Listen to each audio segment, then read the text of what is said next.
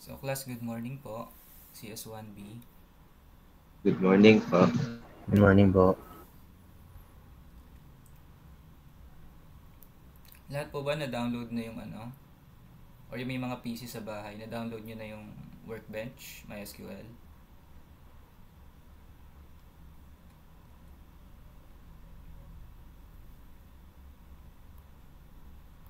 Send like sa chat kapag ka na-download nyo na. Or thumbs up. Hindi pa? Ito class, hindi nyo pa na-download tong Workbench. Ayun, na-download na.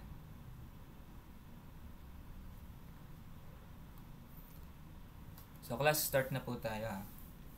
So ang topic po natin ngayon is Introduction to Database. So what is a database? So by definition, ang database daw po is a systematic and organized collection of data, typically stored electronically, that allows for easy storage, retrieval, and management. So ayun no, systematic and organized collection of data.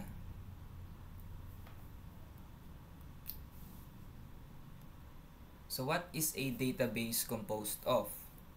So a database is composed of data stored in tables with rows and columns.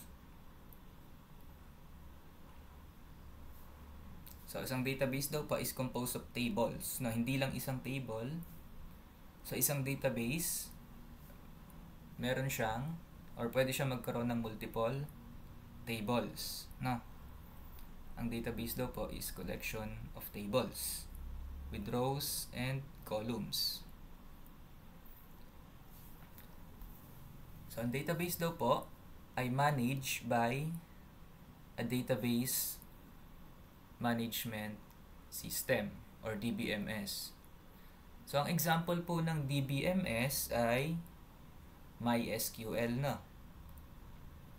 So, yung pina-download ko po sa inyo, yung Workbench is a GUI for managing MySQL.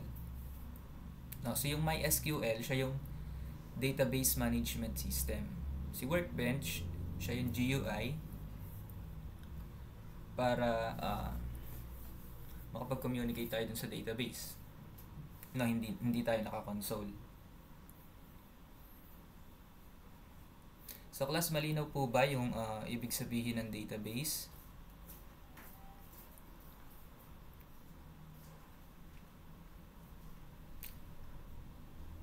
Okay, proceed na tayo. So yun nga no, summary, ang database ay systematic and organized collection of data. So ngayon po class, proceed tayo sa Workbench na.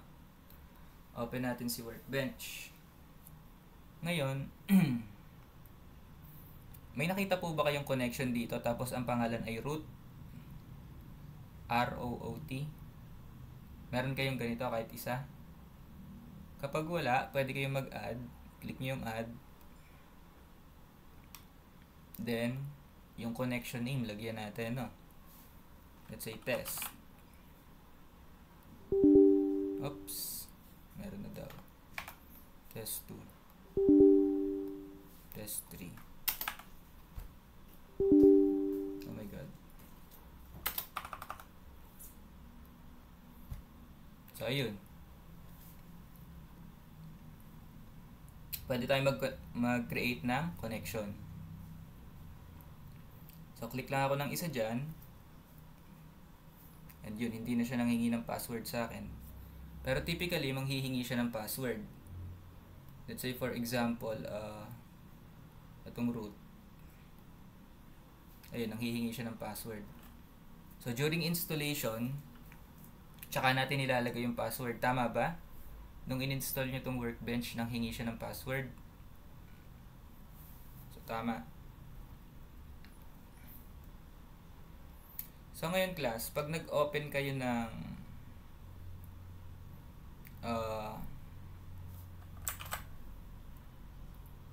pag in-open nyo siya for the first time, kadalasan ganitong blanco yung makikita nyo, no? So, dito sa gilid, merong administration and meron ding schemas. Dito sa schemas na tab, dyan natin makikita yung ating collection of database.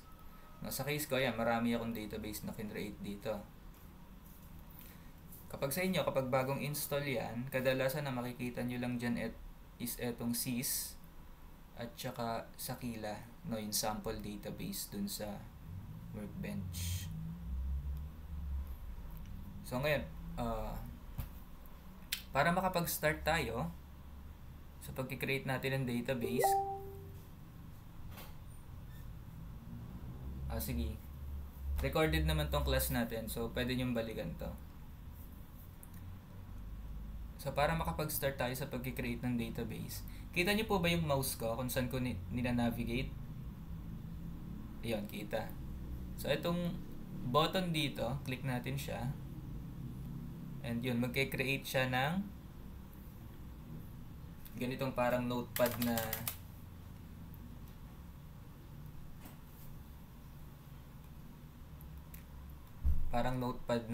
pwede nating sulatan.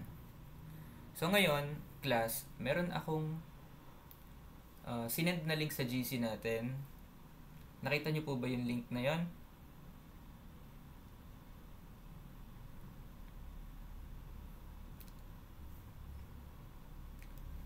Yung link na yon ay eto, yung sa GitHub. May makikita kayo dyan na code. Copy nyo na lang po. Copy. Then, i-paste natin sa ating sheet. Dun sa SQL file natin. Nagawa na po ba, class?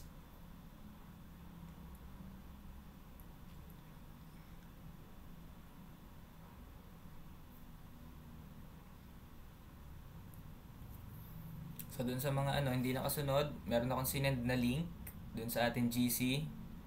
So, ito yon, ka-copy-paste natin, para hindi na tayo magta-type mano-mano. Oops, saan na yun? So, ngayon, class, punta tayo dun sa pinaka-top nun. Actually, itong dalawang line na to, dinagdag ko lang siya. Hinabol ko siya. So, baka yung mga unang nag-download is wala itong dalawang line na to. So, ito pong unang line, yung create database, POSDB. Siya po yung SQL query to create an empty database. No? So, paano po siya i-run? Okay, class, listen kung paano i-run itong query na to. Ang query po kasi, meron siya mga text, di ba? Tapos mag-e-end siya sa semicolon. So, parang sa Java lang. So, pag nag-end siya sa semicolon, ibig sabihin, itong isang buong to, isa siyang query, no? Itong pangalawa, separate query yan. So, query 1, query 2, ito, isang buong query din to. Kasi dito siya nag-e-end sa semicolon. So, paano natin i-run tong first line? Click lang po natin itong, di ba, itatapat natin yung cursor dun sa line. Then, i-click natin tong lightning na button na may cursor. Hindi itong isa, ha.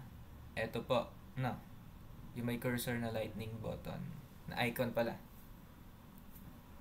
So, click nyo po yon. Makikreate yung database natin.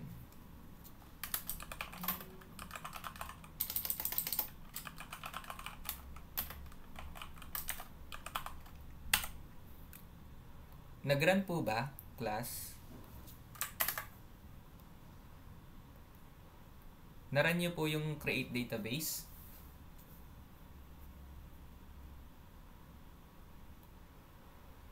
Kadalasan pa pag nirun natin to, merong message dun sa baba na successful yung execution ng ating query.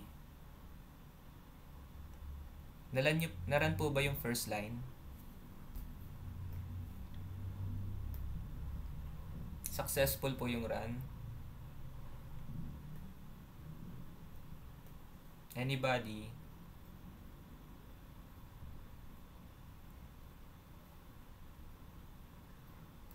Hindi nyo na run successfully? So, anong message yung nakalagay? Ayun, na-run ni Palomike. Kapag hindi nyo siya na-run, may situation na mag-X yung nandito sa baba. It's either nag-exist na yung database or may something. So, kapag kasi kinreate ko uli yan ng pangalawang beses, ayun, error. Can't create database kasi nag-exist na daw. So, pag nag-exist na siya, hindi ako pwedeng mag-create uli ng ganon. Unless ibahin ko yung pangalan ng database, then ibang database na yun. So, dun sa mga hindi nakapag-run, ano yung error na nakalagay? Glass. Yes po. Sir, sa akin po kaya hindi po nagra-run, naka-stop po yung server ko po. Dito ata yun sa punta ka dito sa server, tapos start up, shutdown. Tapos may lalabas dun na ayun, lalabas yung dito, start server. So ulit, punta ka sa server, tapos start up / shutdown. Ayan. May start server dito na nakalagay. Try kong stop yung akin. Oops. So pag in-stop natin yung server, kahit anong file ay hindi gagana.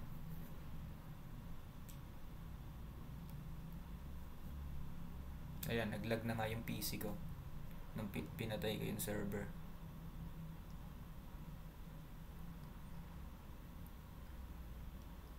So, nakita mo yung option na yun? Apo sir, thank you po. Ayun. Wait Naglag nga lang din po yung PC ko po. Naglag lang yung PC ka. Wait lang. Oh my God.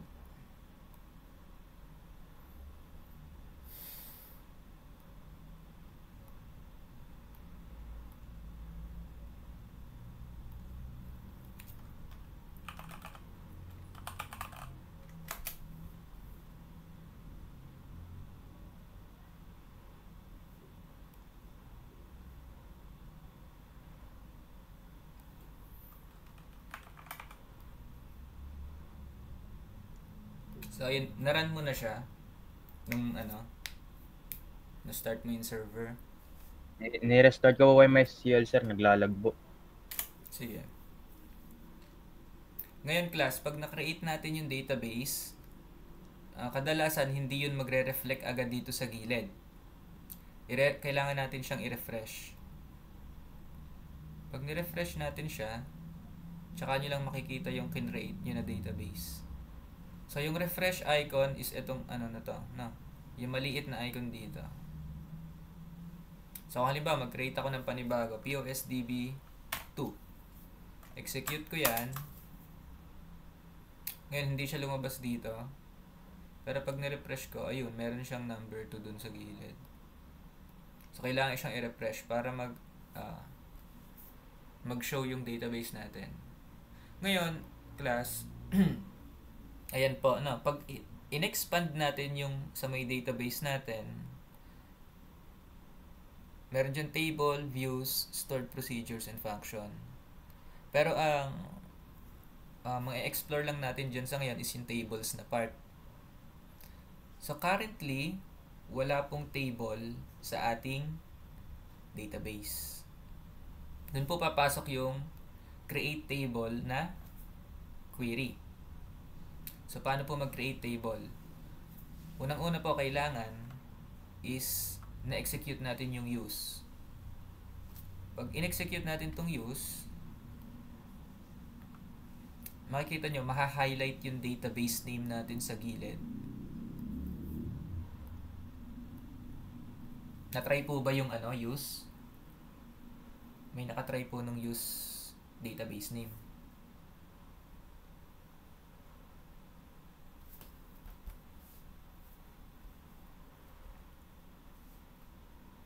Anyone po? Nakakasunod po ba?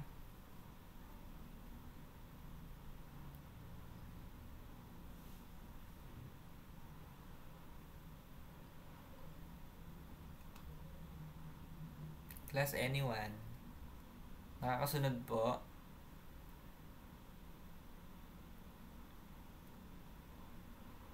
Like po or heart kung nakakasunod.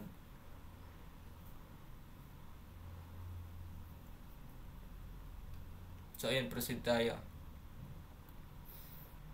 Ngayon, class, pag in-execute natin yung use database, mapupunta yung, ibig sabihin, gagamitin natin yung ating database. Kasi, importante po yun. Kasi pagka halimbawa, ibang database yung nakafocus, let's say itong fuzzy, siya yung nakafocus na database. Tapos, nag-create tayo ng table. Itong table na to, makikreate siya under this database. So, malilito kayo nun. Baka may hanapin nyo sa POSDB yung table, pero yun pala, nag-create kayo ng table under a different database. So, importante itong use na query. So, ayun, ma-highlight yung database natin. Then, pwede tayo mag-create ng table doon or mag-execute ng create table na query. So, execute ko na itong create table products. Ayun, successful siya. Create ko din tong pending items. Successful. Create ko rin tong table na transaction. Success. Create ko din tong transaction items. So, bali 4 na table yung kinreate ko. So, class, ano po ba tong mga ano po ba tong ID, product ID, quantity, price, subtotal? Yan pong mga yan is yung ating columns dun sa table. So, di ba, sa isang table, meron tayong rows and columns. So, eto po, pag nagke-create tayo ng table, ini-specify natin kung ano yung ating mga columns. So, dito, sa product item, sa products natin na table, meron daw po tayong product ID, product name, category, price, and stock. And, kapag na-specify na natin yung ating column name, bawat column po is may specific na data type. So, halimbawa po, sa ating ID, na product ID, ang kanya pong data type ay integer. Product name, ang kanya pong data type ay varchar. Or, ang equivalent po ng varchar sa Java ay string. So, para siyang string, no? Tapos yung 100 na yan is yung maximum character na kayang i-contain nitong column na to. So, another column, category. Data type, variable character. So, hanggang 50 lang daw yung characters nun. Price. So, ang data type daw po, under price, is decimal. Or sa Java, ang equivalent nun ay float. Or double. Stock, ang data type nun ay integer, no? So, kung ilan yung stock ng ating items. Integer yung kanyang data type. So, ngayon, class, sa bawat table, ang tamang practice doon is meron tayong isang primary key na nag-o-auto-increment. Primary key na nag-o-auto-increment. So, ibig sabihin, every time na mag-a-add tayo ng rows dun sa table, automatic yung ID nag-i-increment siya. So, mimaya, makikita natin yun. Class, lahat po ba, or yung may mga PC dyan, na-create nyo po ba yung 4 na table na to? lalabas siya dito sa gilid, no? Kapag ni-refresh natin.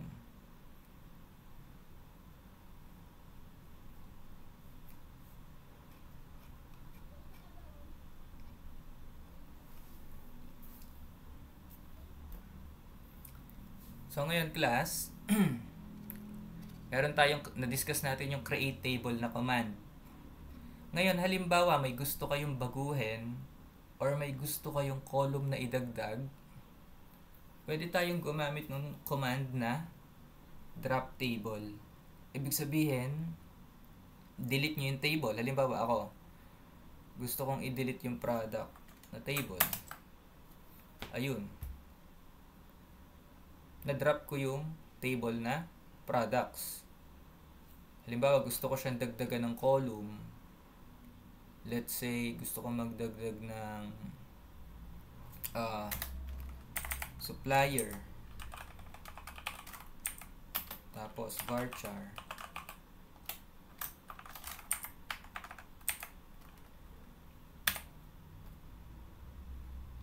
Ito.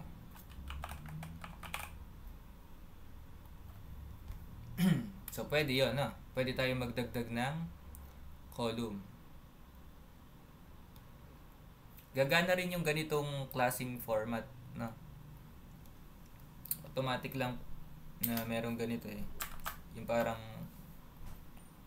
apostrophe na character. Pero kahit ganito, gagana yan, no? So, since dinrap ko tong table na to, i-create ko ulit siya. So, execute. Ayun, lumabas ulit siya. So, yun lang po, ano, kung may gusto tayong baguhin dun sa column, or magdagdag or magbawas ng column, pwede i-drop muna natin yung table. Then, i-recreate natin. Nagagets po? Nakakasunod po? Okay. So, proceed tayo dun sa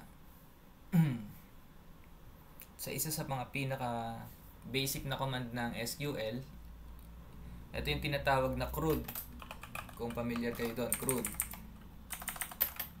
So, ang CRUD po is create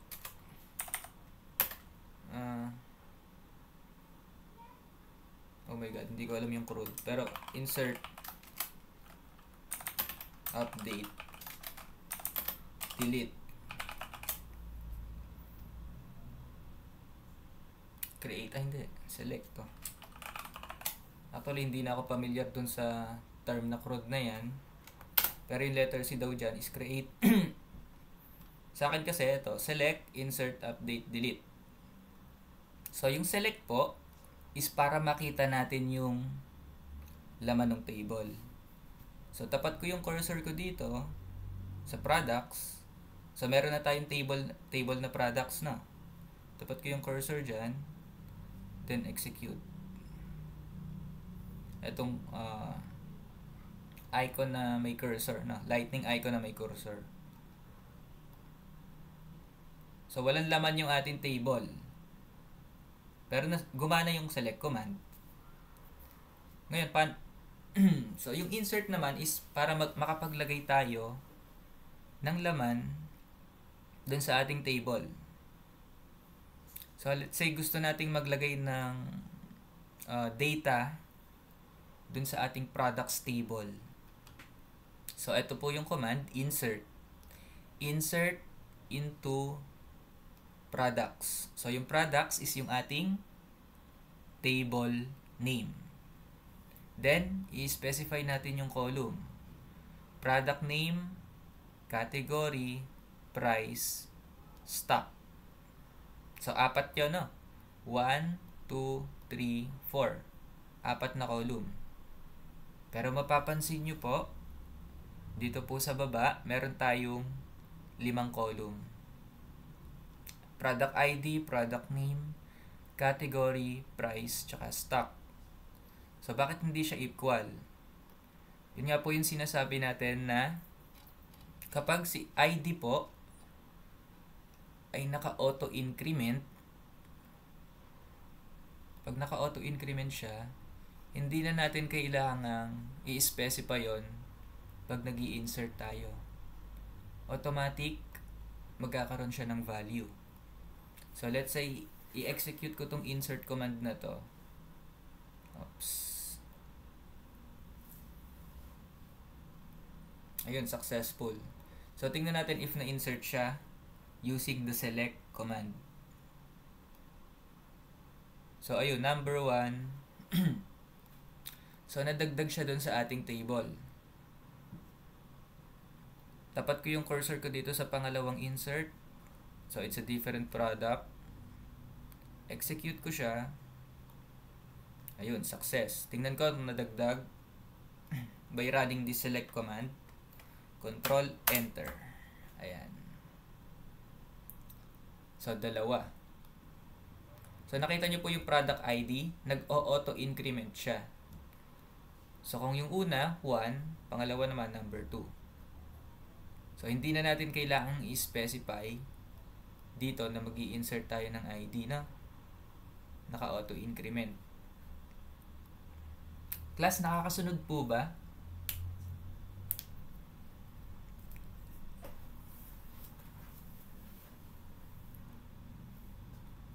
So, ayun. Familiar na po sa function or kung paano nagana si select tsaka si insert. Si select po, ang ibig sabihin po nitong asterisk na to is select all columns na nag-e-exist. Ngayon, pwede tayo mag-select ng columns na customize. No? Let's say, ang gusto ko lang i-select is product name at saka price. Pwede po yun. From products. So, pag niran ko yung query na yan, ang ibabato niya lang sa akin na table ay table na may dalawang column. Ayun po. No.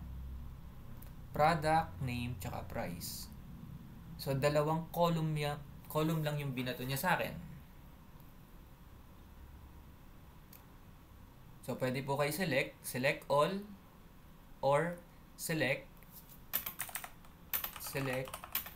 specific columns. No. Nagigets po dun sa select function ng MySQL query. Okay. Ngayon, class, pwede rin natin gamitin si select to select a specific row. So, let's say, select all from products where product ID is equals to 1. So, kapag ganyan po yung command, ang row na ibabato niya lang sa atin ay isa, which is yung row na may product ID number 1. So, ayun.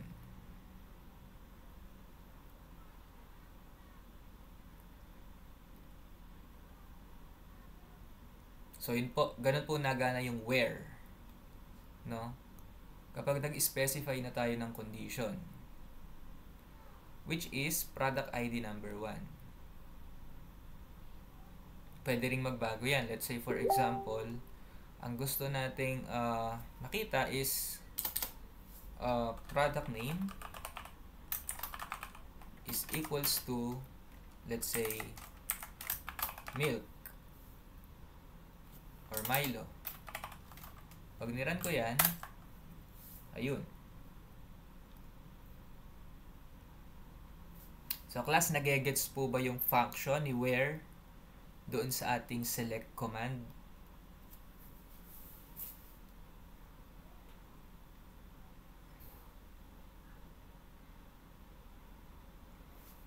Pero ang most of the time, ang ginagamit dyan sa where na yan is yung kaninang in-example ko, which is the ID, no? Doon po talaga ginagamit si where kadalasan, no? Sa ID. Kasi pag tumalo na tayo dito sa sa next nating query, which is the delete, so lagi po dapat nating i-specify kung ano yung ID ng product na gusto nating i-delete. So ayan po, delete from products. At yung products yung ating table name, where product ID is equals to yun 1. So, ano ba yung number 1 natin? So, ang number 1 natin is itong milk, no? Tingnan natin kung madi-delete natin. Run natin yung delete command. Okay, successful yung delete. Select nga po ulit natin yung products. So, ayun. Nung nirun po natin yung delete command, na-delete yung product ID number 1. Ang nandito na lang po is product ID number 2.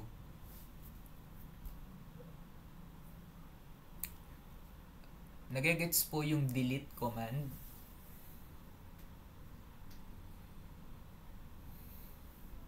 Nakasunod po. Okay. So, yung last query natin is yung update.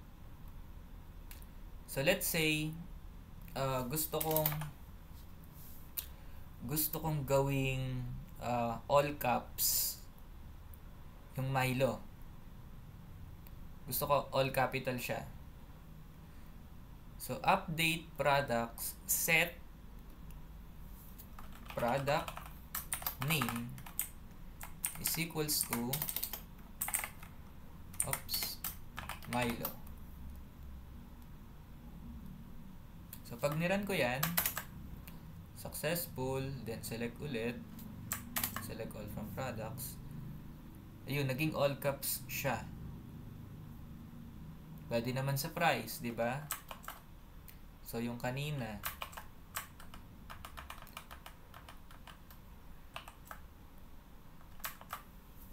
pwede rin nating baguhin yung price, no? So, ayan lang po yung command. Update table name set column name is equals to kung ano man yung gusto nyo magbago, then hindi po mawawala si where, no? Tandaan nyo, sa delete at saka sa update, andun dapat si where, no? Where is required. Sa delete, where is required. Sa update, where is required din. Dito, hindi naman.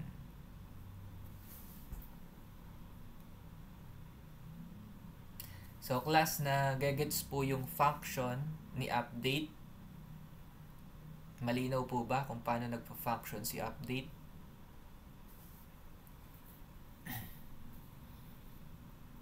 So, yun po yung tinatawag na CRUD.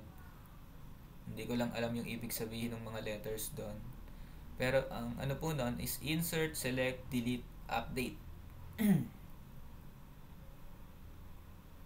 Ngayon po, class, pagdating naman po sa Java, punta na tayo sa Java, ha.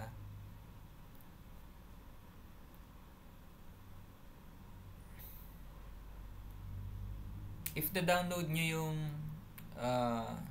Java workspace na ginawa ko, yung sa number 30 doon, at saka 28 is an example of database connection. So, ngayon po, class, kapag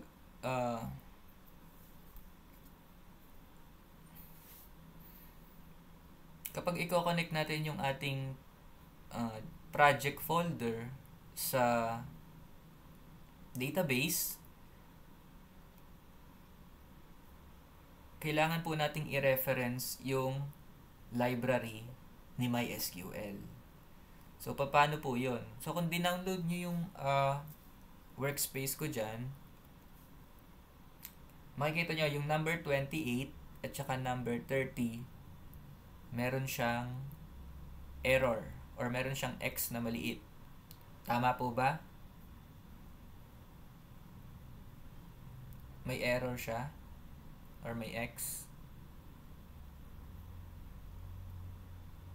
So, ang gagawin nyo lang po doon is right-click nyo siya. Right-click, Properties, then sa may Java build path. Tapos may makikita kayo dyan, libraries, then class path. No. Ngayon, pag nakita nyo may error yung MySQL connector doon, i-remove nyo lang. Remove. Matatanggal yun dun sa class path. Click nyo ulit si class path, then add external jar. So, dun sa workspace na sinend ko sa GC dati, pag in-scroll down nyo yun, meron dun MySQL connector J. Click nyo lang yun, tapos hanapin nyo tong file na to. Ngayon po, if wala kayong MySQL connector J, let's say hindi nyo din-download yung workspace ko. Nada-download naman po to sa internet, no? Yung MySQL connector J. Ito po yung ginagamit para ma-connect natin si Java kay MySQL. So, apply, and close. So, pag ginawa nyo po yun, makikita nyo mawawala yung error dyan. Nakasunod po ba, class? Sige po. Yes. So, recorded po yung meeting. Yes, nire-record ko to. Okay po, thank you po. Send nyo po sa GC later, sir. Sige. Okay, thank you po. Thank you. So, ngayon class, ayun. After natin siyang i-reference, so ulitin ko kung paano i-reference yung library, ha. Right-click, Properties, then Java build path, Libraries, Class path. No, kung may error yung MySQL dyan, remove nyo lang. Then, ulitin natin i-reference. Click nyo yung class path, add external jar. Hanapin nyo lang to dun sa MySQL connector J, no? Apply, and close. So, ngayon, ang after nating ma-reference yung library, hindi automatic na may connection na tayo. So, kailangan nating mag-create ng DB connection class sa Java.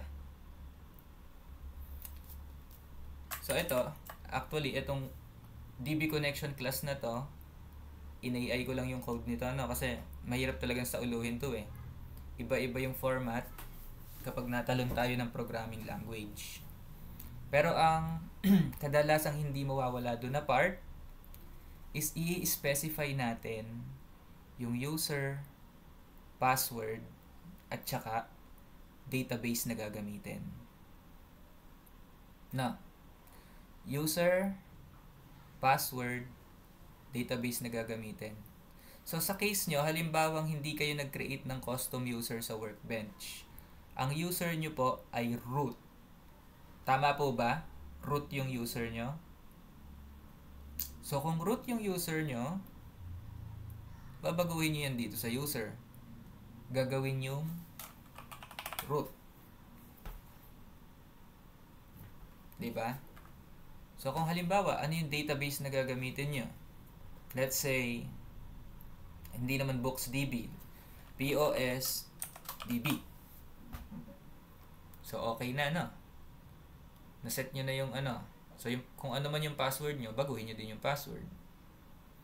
Pero sa case ko, yan, Caleb, yung user. So, ngayon, pag na-set up natin tong ganitong na-set up na natin yung ating database connection, pwede na tayong gumamit or pwede na nating ma-integrate yung mga query na to sa Java. So, kung titingnan nyo po, class, dun sa code dyan, ayun no, ini-integrate natin yung insert sa ating Java program. Ayun, meron din tayong update. Meron din tayong delete. Number 28 to, no? Database connection. So ngayon dito kasi sa example na to, ang database na ginamit ko is BooksDB. So kung wala kayo nun, baka hindi gumana. Pero ang subukan nating i-testing is itong select. No. Itong select mo, mapapagana natin to. So let's say, dun sa mga nakapag-create ng POSDB, tsaka nakapag-create ng table, baguhin lang natin to sa number 28. Gawin natin products.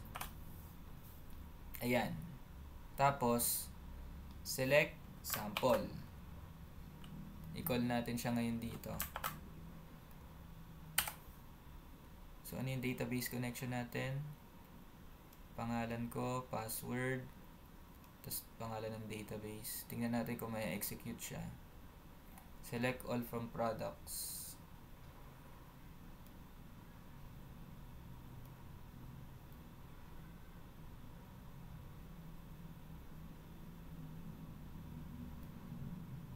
So, ayun, naselect ko yung laman ng products ko, ano. Ayun, lumabas siya kanina. Ito yung inad natin sa database kanina, yung Milo. So, gumana yung select query.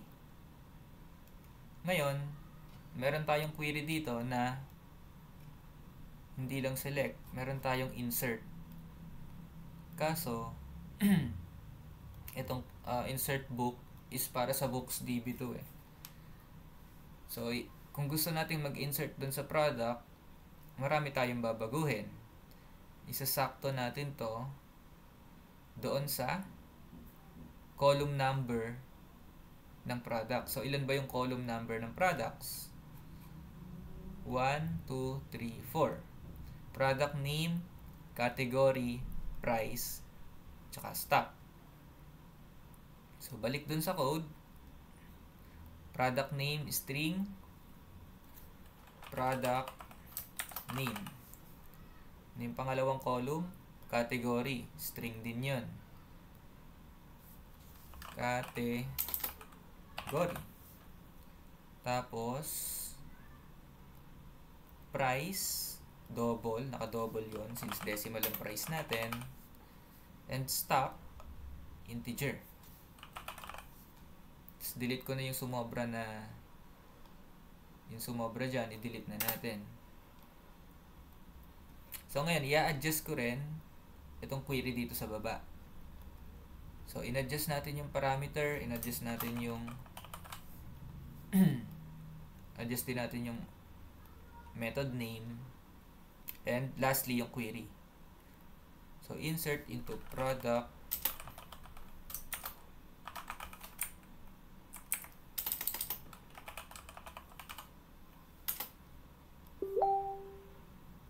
category, price, stock. Copy paste ko na lang to.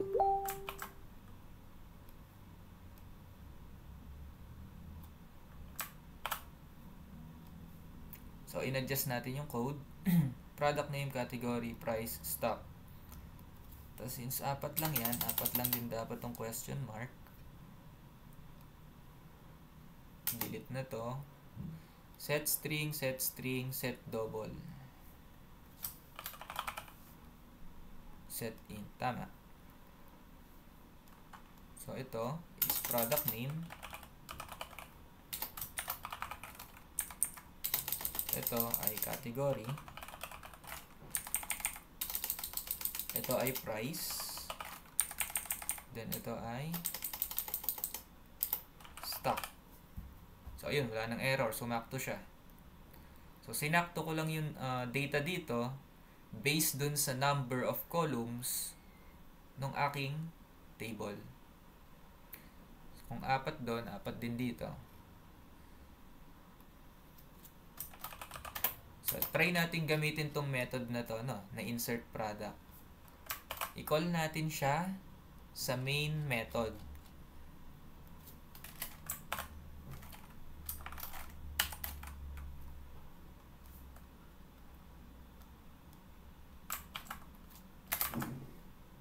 Insert product. So, una is product name, let's say keyboard. Tapos category, instrument.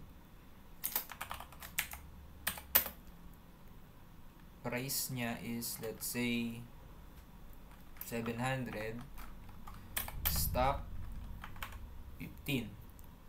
So, try natin i-run kung gagana, kung mai-insert itong product na to sa ating database. I-run natin, ha. Ayun. Product inserted successfully. Tapos ayun, nadagdag siya. Class, nakakasunod po ba or nagegets nyo kung paano yung gagawin? Paano yung discarding gagawin? Let's say, kayo na yung magke-create ng table. Nagegets po?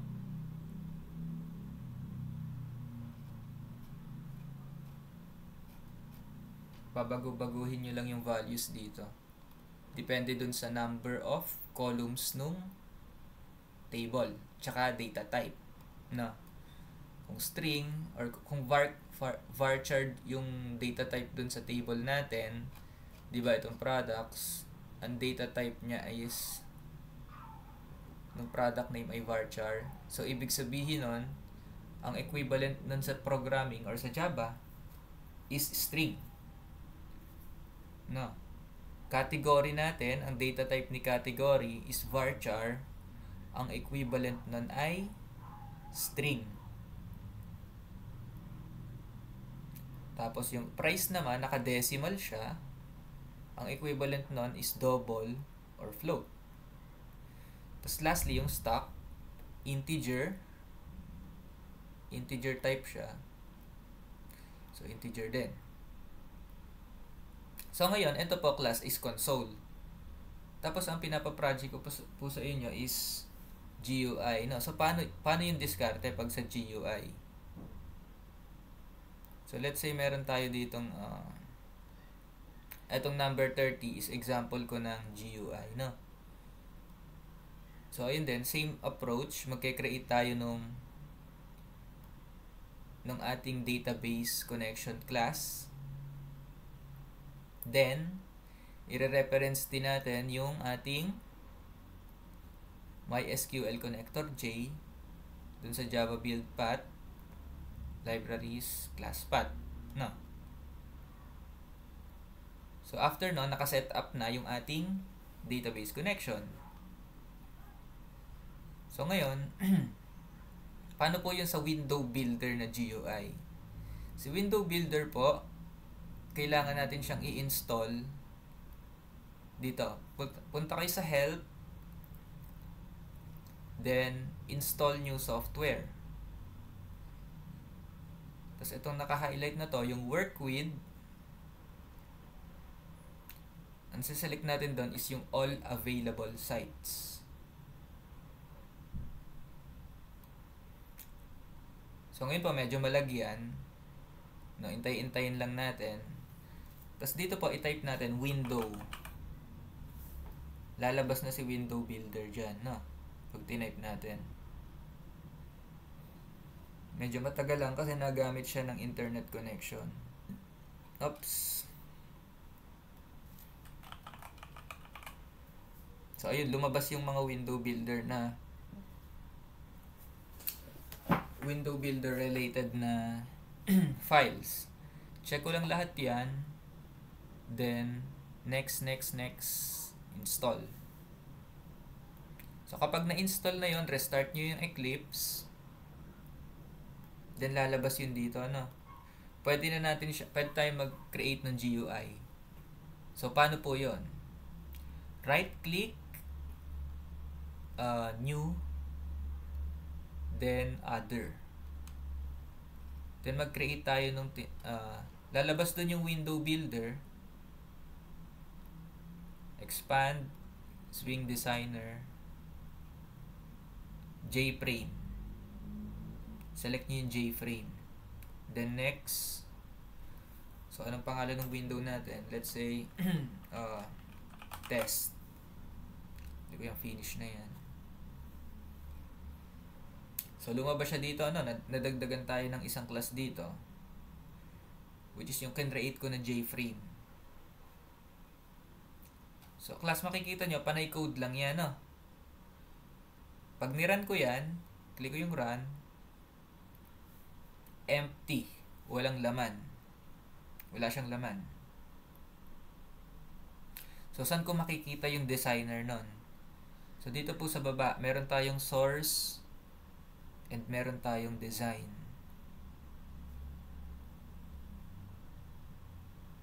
So, nakita natin yung design dyan, no? Sa baba. So, paano po ulit? Exit ko lang, ha? Yung can-create natin ng JFrame. Paano mag-create ng JFrame? Right-click dun sa project. New.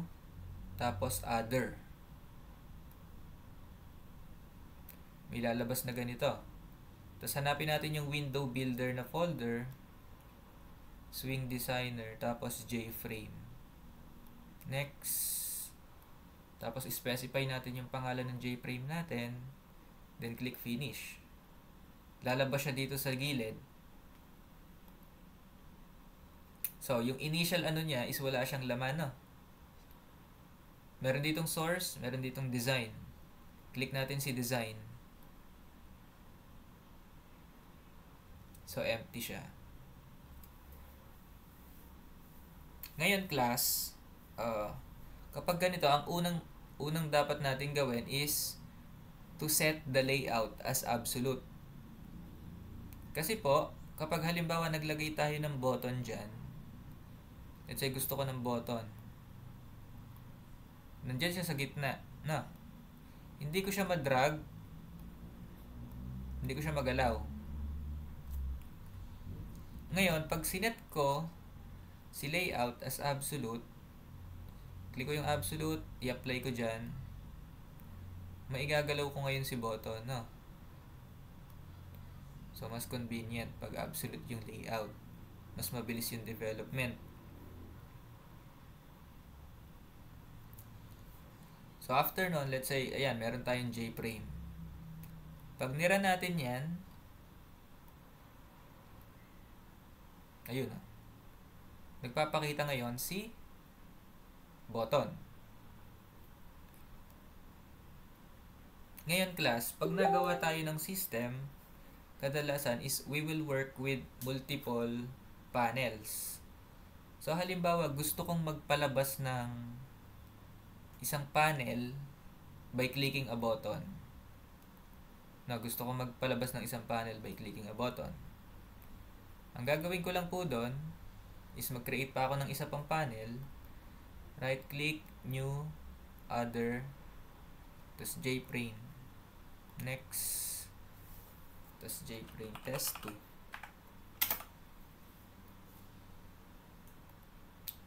So, si test 2, let's say, meron siyang label na. Tapos baguhin ko lang yung text niyan. Recorded po yung class natin, no?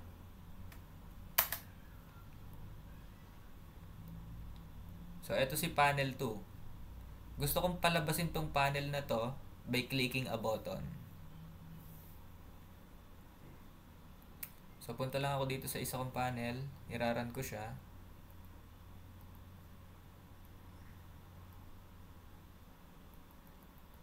So, hindi ko mapalabas yung second panel natin. So, ang gagawin mo doon is punta ka doon sa main panel, design. Then, kita nyo yung button na yan. I-double click natin yan.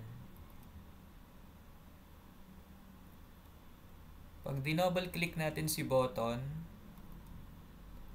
dadalhin niya tayo dito sa, magkikreate siya ng code na action event. Ibig sabihin, dito sa action event na to, pwede nating i-specify kung ano yung mangyayari kapag kinlik natin yung button. Let's say, kapag kinlik ko yung button, magpiprint tayo ng hello world.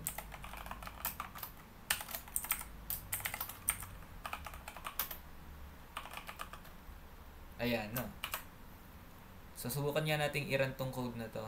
Tingnan natin kung pag kinlik ko yung button, magpiprint ba siya ng hello world. Ayun. So, nagpiprint siya ng hello world pag kinlik natin si button.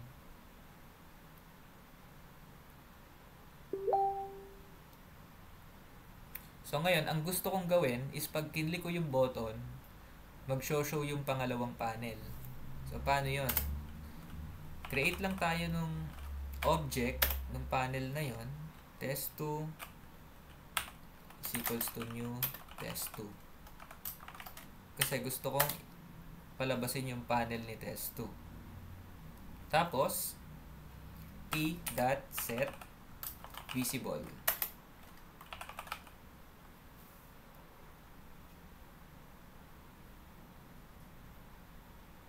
So, pag niran ko to, let's say gusto kong i-click to na. Papalabasin natin yung pangalawang panel. Ayun. Lumabas yung pangalawang panel by clicking this button. So, ganun lang po yun. Kung gusto nyong, halimbawa, meron kayong mga login function dun sa system, kung gusto nyong gawan, pwede. Diba? So, working with multiple panels. So, nagigets po yung kung paano magpalabas ng panel. Ito po yung line of code na. So, ang una pong gagawin doon, punta ka sa design, i-double click natin si button, then may lalabas na function na ganito, action perform. Sa loob nun, doon natin ilalagay kung ano yung gusto nating mangyari kapag kinlik natin si button.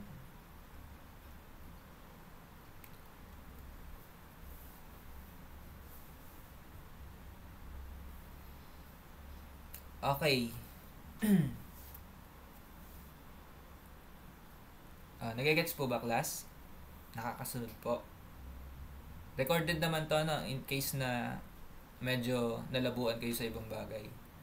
So, ngayon, class, di ba binigyan ko kayo ng option kung Window Builder or Visual Studio yung gagamitin? Sa Visual Studio naman po, pakita ko lang sa inyo, okay din kasi siyang gamitin eh. So, yung language kasi ng C# is almost the same as Java. So, sa Visual Studio, pag in-create nyo siyang ganito, ito yung lalabas na panel. Pwede tayo mag-create ng new project. Tapos, ayan. Ang piliin natin dito is yung Windows form. Windows form. Ngayon, may pamimilian kayo dyan. Maraming Windows form. Ang pipiliin nyo po is yung Windows Forms app, tapos C#. Na. Huwag nyo pong pipiliin yung may Visual Basic. Ibang language po yan. No, medyo nakakalito yan. So, C# tayo. Windows Forms app, C#. Then next, next lang ng next, tas create.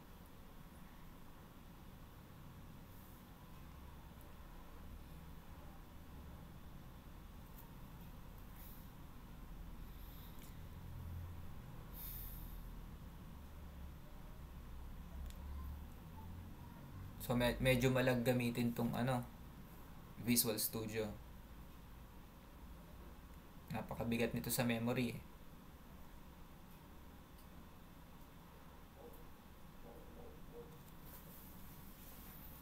So, ayun. Ito yung lalabas doon, no? Kapag nag-Visual Studio kayo. Meron din siyang form. Meron din siyang designer, no? Pwede mong lagyan ng button. Or kung ano. Tapos, table. Ang table dito is yung data grid view. Ayan, no? Pwede kang magpalabas dyan ng data using the select command sa table na yan. Tapos, pwede rin kayong mag-create dito ng database module. So, paano yung diskarte dito paano to i-connect sa MySQL? So, punta kayo sa tools. Pupunta kayo sa tools. Then, NuGet Package Manager. Tapos, manage NuGet Package Solution. Tapos, dito, isu-search nyo is MySQL. No. Tapos ayan. Itong MySQL data yung pinakamadaling gamitin dyan. Click nyo lang yan. Click nyo yung project nyo. Lagyan nyo ng check. Then, install. Pag na-install nyo siya, let's say, i-install ko yan. Apply. Accept. Okay, na-install na daw siya, no? May check na eh. May check na green. Installed na siya. So, lalabas yan dito sa dependencies natin. Saan na yun? Packages wala. Ito. So, lumabas siya dito sa gilid, no? So, kapag kaganyan, hindi pa tapos.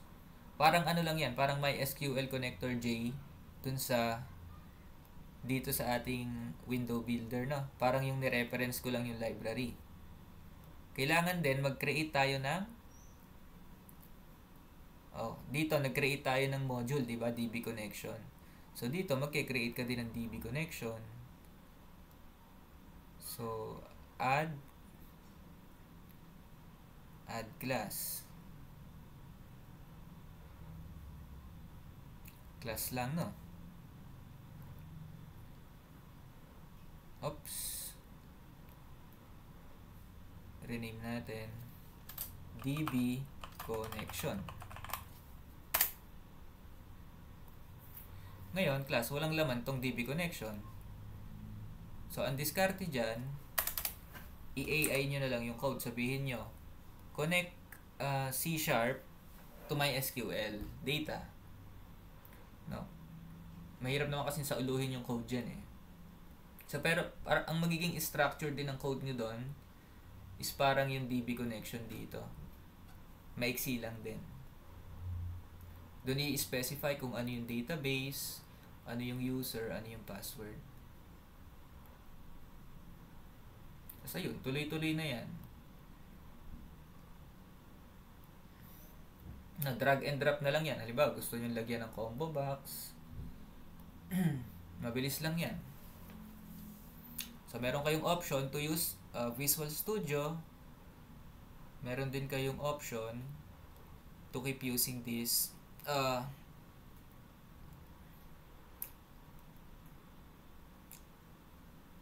keep using window builder ng Eclipse. So, kung mabilis naman ang PC nyo, I suggest na ito yung gamitin nyo kasi mas convenient siya. No?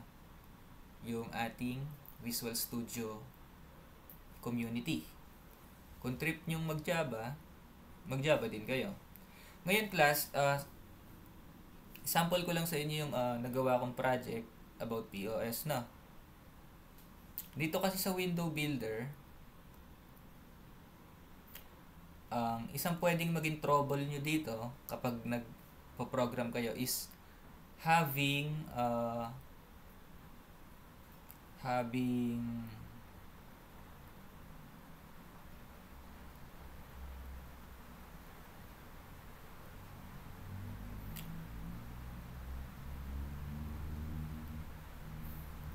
multiple main method. Napansin nyo dito sa test na to, meron siyang main method. Dito sa test na to, meron din siyang main method. Tapos, dito sa main window natin, meron din siyang main method. So, ito yung isa sa nakakalito sa Java. Kasi ang main method po, siya po yung hahanapin ng Java compiler as entry point. So, halimbawa, i-double click ko tong main window na to. Tapos, i-run ko siya. Ibang panel yung nagra-run. So, dito sa test na to, meron din siyang main method.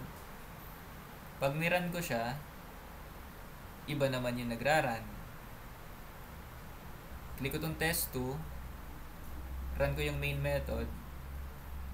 Iba din yung nagra-run. So, kung gusto mo dyan, na isa lang yung entry point mo, magdi-delete ka ng main method, no? Delete mo yung main method nito. Delete mo rin yung main method nito. Isa lang ang entry point na. Pag niran mo yan, oops, isa lang at isa ang magraran dyan. Or para kung gusto mong sure na sure ka, pwede mong i-specify yung entry point. Right click mo si project, properties, tapos dito sa ating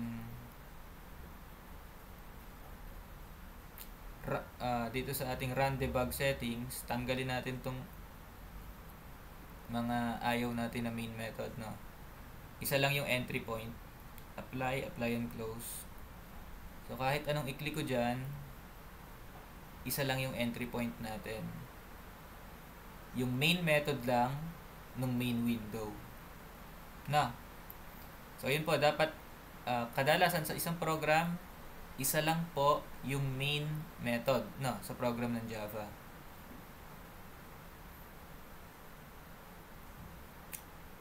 Ano pa bang i-discuss natin? Yung POS, yung sample. Okay, ito, sample project ng POS class. Last na to. Oops. Sample project. Sora natin to, ha. So, yung project natin, class, listen, hindi ko po nire-require na magkaroon tayo ng login or magkaroon tayo ng yun nga, login. So, ito yung itsura ng entry point ko. Meron tayong inventory, meron tayong cashier, and meron tayong admin. So, pag kinlik ko si inventory, ayun, dadalhin niya ako sa panel na to. Pwede ako mag-add ng product dyan. Let's say, ayan, cellphone, price 9K, category electronics, quantity 11, insert success. So, yung mga na-add ko na product using this window, nagre-reflect siya dito sa table dito. Pwede rin tayo mag-delete ng product. So, i-click ko lang yan. Kikita nyo nalabas yung ano dito, ID number. Kung ano yung i-click ko, pag kinlik ko yung delete, ang i-delete niya is kung ano man yung ID number dyan, no? So, let's say ito, ang product ID number ay 4. Pag dinilit ko yan, madi-delete si number 4. Oops, hindi lang nag-load yung table. Pag niload ko yan, ayun. Nawala si number 4. So, wala lang update function to. Nakalimutan ko siyang idagdag. Pero kung lalagyan nyo siya ng update function is para lang siyang add product, no? Magkakaroon ka ng ganitong window. Tapos, ayun. Nandito dapat yung mga yung halimbawa ito. Kung keyboard yan, nandito siya. Keyboard, instrument, price, 700, quantity 15. Kung may i-update ka, baguhin mo lang. Tapos, ito, imbis na add, update. Then, laging naka-where, di ba? Update product where product ID is equals to whatever you click. No? Halimbawa, ito yung kinlik mo. Lalabas doon yung product ID niya. Di ba? Yun yung ilalagay mo sa where condition. Pagdating naman dun sa cashier class, baka nagdadalawang isip nga ako if papagawa ko pa o hindi. Medyo komplikado kasi. So dito, di ba meron tayong product? Ilan yung product natin dyan? Product ID 2, product ID 3. Dalawa. Pagdating sa cashier, yung barcode scanner kasi nagwo-work siya wherein itatype niya yung barcode number then virtual enter, no? Type then enter. So parang ganito. Ganun nagwo-work si barcode reader. So nakita niyo diyan, ito yung pending table ko. Kung nakita niyo, kung kinapin niyo yung nasa database, meron tayo ditong pending na table, na pending items. So, yun yung nalabas dyan. Ngayon, class, ayun nga, nalabas yun dyan. So, makikita nyo, total price nung lahat ng nandito. Nalabas siya dito sa gilid. Tapos, pag nag-type ako kung magkano yung ibabayad nung nabili, let's say, 7,000. Ayun. Automatic, may calculation. Then, pagka kinlik ko tong finish transaction, yes, transaction finished.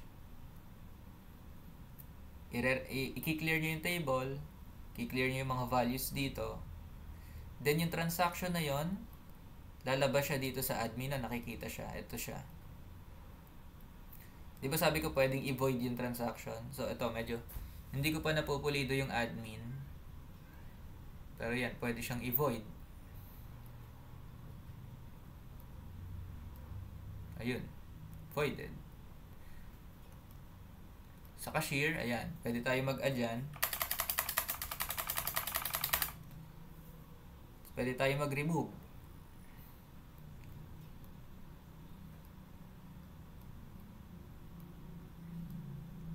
Pwede tayo mag-remove ng item. Let's say, kulang ang pera ni customer. I-remove natin ang i-remove. Oops, hindi nag-reflect. Or halimbawa, bigla na lang nawala yung nabili. Pwede natin tanggalin lahat yan, no? Remove all.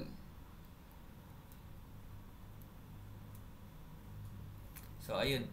Parang ganun nagfa-function yung cashier na panel, no? So, ang mahalaga po doon is class, gusto nyo ba ituloy ko pa na inventory cashier admin or inventory system na lang?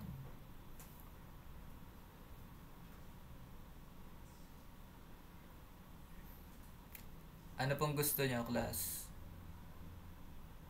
Inventory system na lang o complete POS?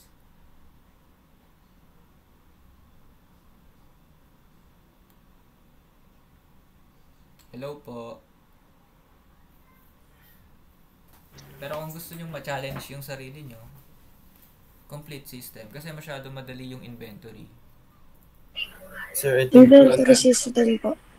inventory system na lang po, sir. Inventory system na lang po, sir. Sige, insert, update, delete. Inventory system na lang. Okay po, sir.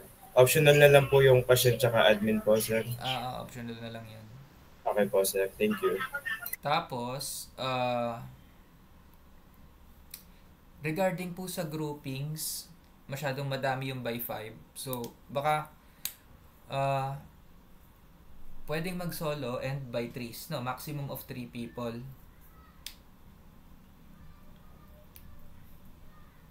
Na by 3s na lang yung groupings natin. By 3s. Ang groupings. Pwedeng mag-solo, pwede. Dun sa isang section, meron dun eh. Nag-request sa akin, sir, kung pwedeng mag-solo. Ayun, edi, sige, niya ko siya. Sir, paano po yun? May nakapag-groupings na po kasi. Nakapag-set na po yung iba po. Yung ibang section? Hindi po. Sa amin po, sir. Nakapag-set na po sa amin ng mga Wala pang groupings. nagpapasa sa akin ng groupings. Pero, Sir, yun nga po, by 3s, no? Hihingin ko na lang po yun.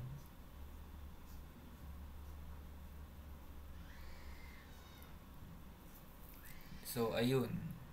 Ano pa bang pwedeng idagdag dito?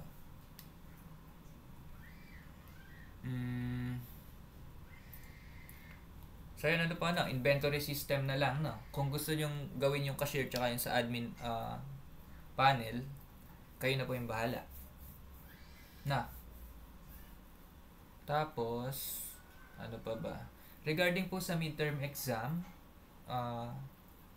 di ba na-move na siya sa November? Tama po ba? So, ang magiging ano natin doon, topic is from hanggang methods na hindi kasali yung object-oriented.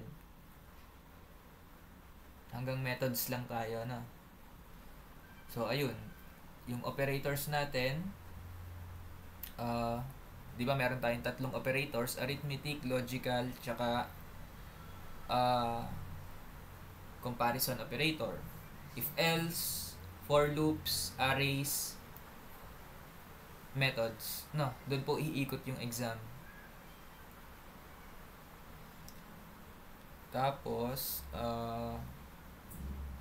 ayun na. So, ulitin ko pa, by trees na lang po yung grouping. Kung gusto nyo mag-solo, pwede. Tapos, inventory system na lang, no? Hindi na complete POS.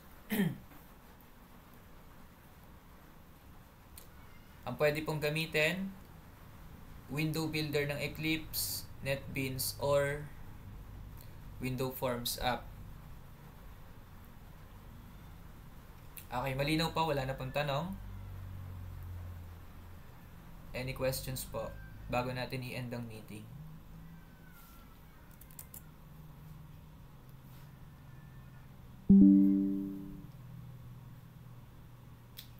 So kung wala na class, yung mga hahabol ng tanong is PM na lang po. Then itong video na to, recorded naman to, upload ko na lang. So thank you po CS1B. I-end ko na po yung meeting.